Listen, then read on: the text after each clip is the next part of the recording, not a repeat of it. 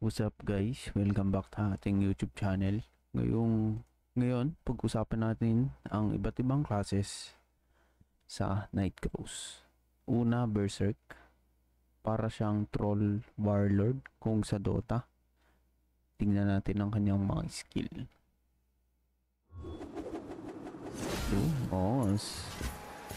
Parang Torni.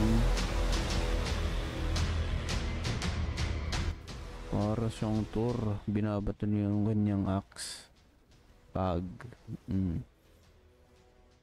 May hook parang sa Mirror. Okay. Mas maangas siya, no? Mas maangas siya kaysa sa Nightcrows.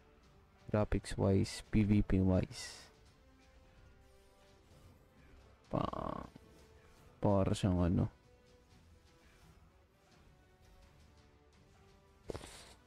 mix ng Nightcrows tsaka Mirror, no?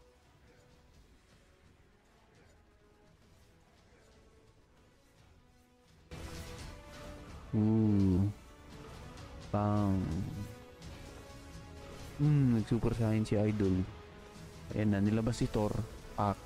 Sinapak. Ang sahig, boy. Bang. Pasok ka talaga dyan, no? Okay, so yun ang Berserk. O si Thor. Tatawagin natin siyang Thor.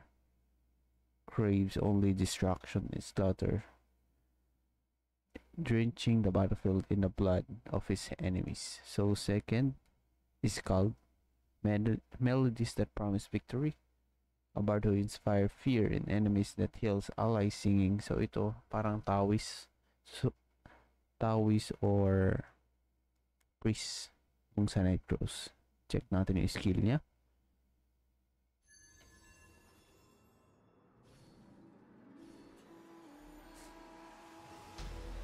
Gitara, ukulele. Boy. Yan. So, yan lang ang ina-expect natin para sa healer. Mabagal lang kanyang animation. And then, expect mong less din yung AoE na. AoE na skill. Kasi more on support siya. Pero maangas din ng skill nito, no? Nag-improve talaga from Nightcrows eh.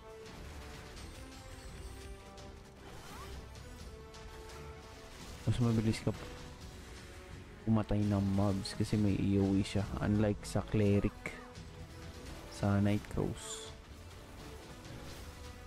Wala siyang AoE. So, ang bagal mo. Sobrang bagal mo mag-farm.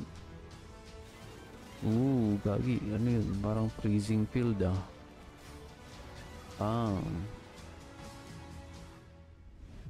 Nice. Okay, so yun si Scald.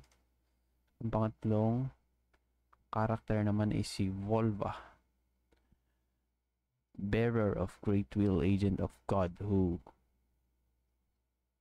granted magic only to her, enacts the will of heaven and earth. So check na natin ang skill niya. So wizard to wizard, the magician.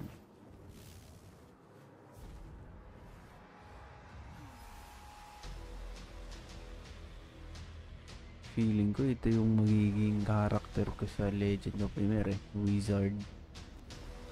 Pero hindi sa Nightcrows kasi hindi siya pang PvP eh, or on PvE. Ganda po. Oops.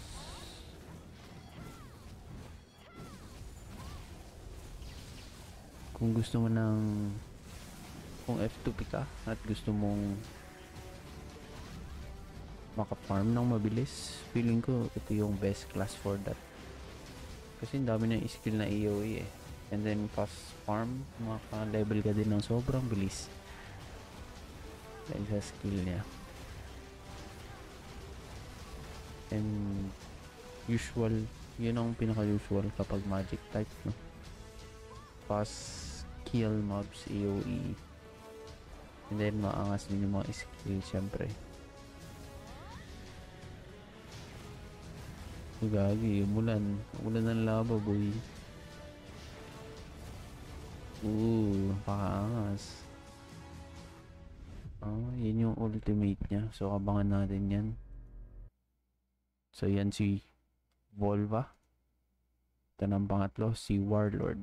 Para siyang spearman, pero dalawa yung spear niya. So what? Panoorin natin. O anong ginagawa niya.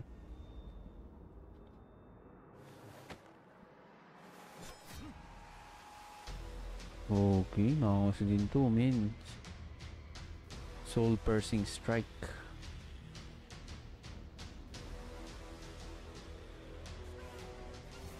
Ito, agile siya, no? Para mas makakangas to kaysa dun sa ano. Berserk kanina. O, diba?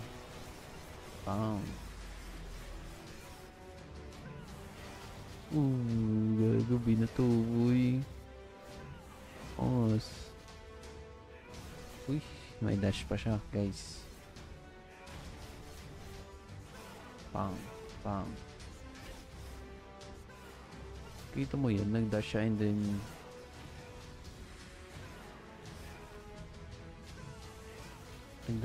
then parang in-out position niya yung kalaban.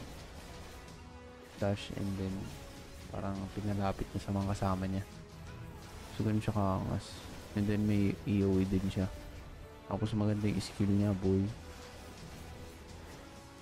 Para siyang si Ang, no? Airbender. So yun ang mga heroes na abangan natin sa Legend of Ymir. See you guys. Kung hindi pa kayo nag-pre-register, mag-pre-register na kayo. Malapit na to. 1 buwan na lang. Yun. Yan. Click nyo lang to and then makaka-reserve kayo ng pre-registration reward kapag na-release na ang Legend of Ymir.